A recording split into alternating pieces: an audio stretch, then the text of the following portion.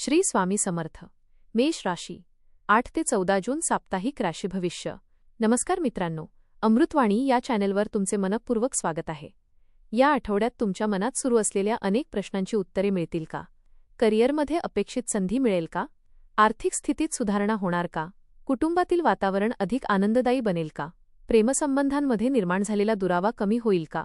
विद्यार्थ्यांना मेहनतीचे योग्य फळ मिळेल का?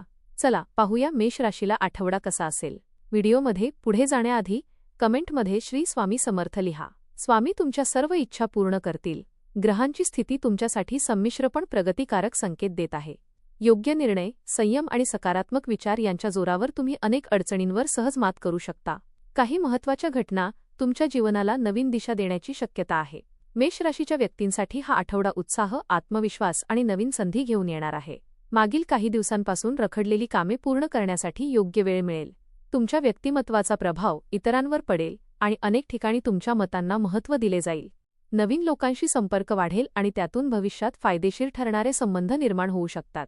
मात्र घाईगडबडीत घेतलेले निर्णय टाळा. काही प्रसंगी संयम बाळगणे आवश्यक ठरेल. तुमच्या मेहनतीचा योग्य मोबदला मिळण्याची चिन्हे दिसत आहेत. मानसिकदृष्ट्या मजबूत राहिल्यास आठवडा अधिक फलदायी ठरेल. करिअर आणि व्यावसायिक जीवन. नोकरी करणाऱ्या व्यक्तींसाठी हा आठवडा प्रगतीचा ठरण्याची शक्यता आहे.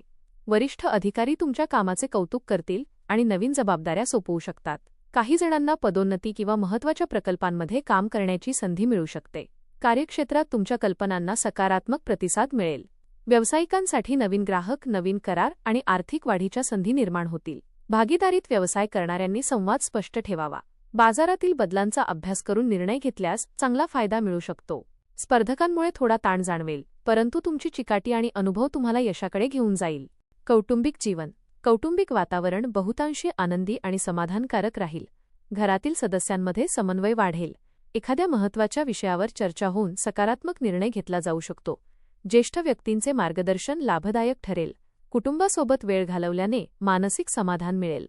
काही जुने गैरसमज दूर होण्याची शक्यता आहे. घरातील एखाद्या सदस्याच्या यशामुळे आनंदाचे वातावरण निर्माण होईल.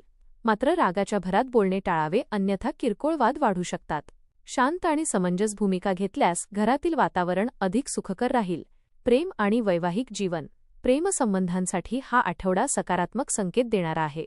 जोडीदारासोबत संवाद वाढेल आणि परस्पर विश्वास अधिक दृढ होईल. काही प्रेमीयुगुल भविष्यासंदर्भात महत्त्वाचे निर्णय घेऊ शकतात. अविवाहित व्यक्तींना नवीन ओळखी निर्माण होण्याची शक्यता आहे. वैवाहिक जीवनात परस्पर समजूतदारपणा वाढेल. जोडीदाराकडून भावनिक आधार मिळेल.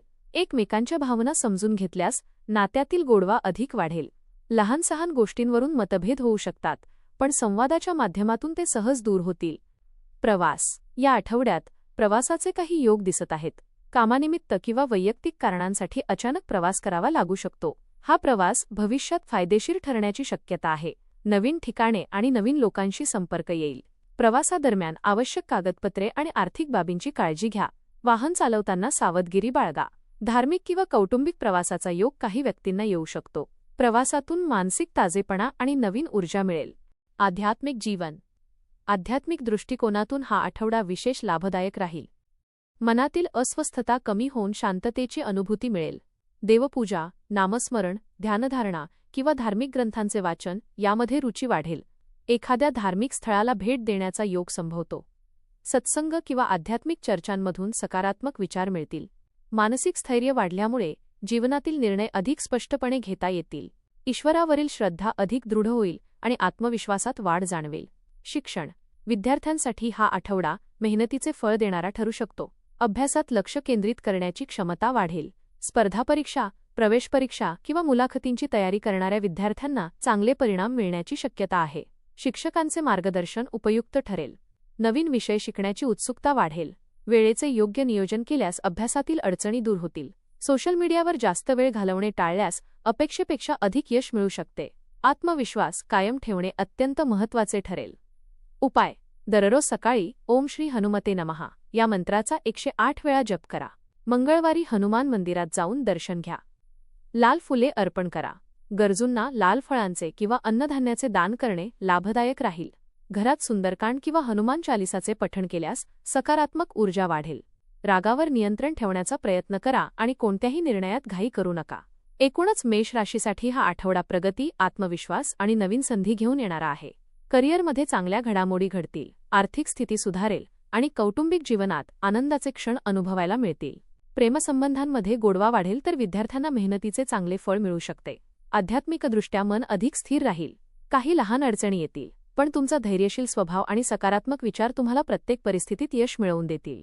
योग्य नियोजन, संयम आणि मेहनत यामुळे हा आठवडा तुमच्यासाठी संस्मरणीय ठरू शकतो. धन्यवाद.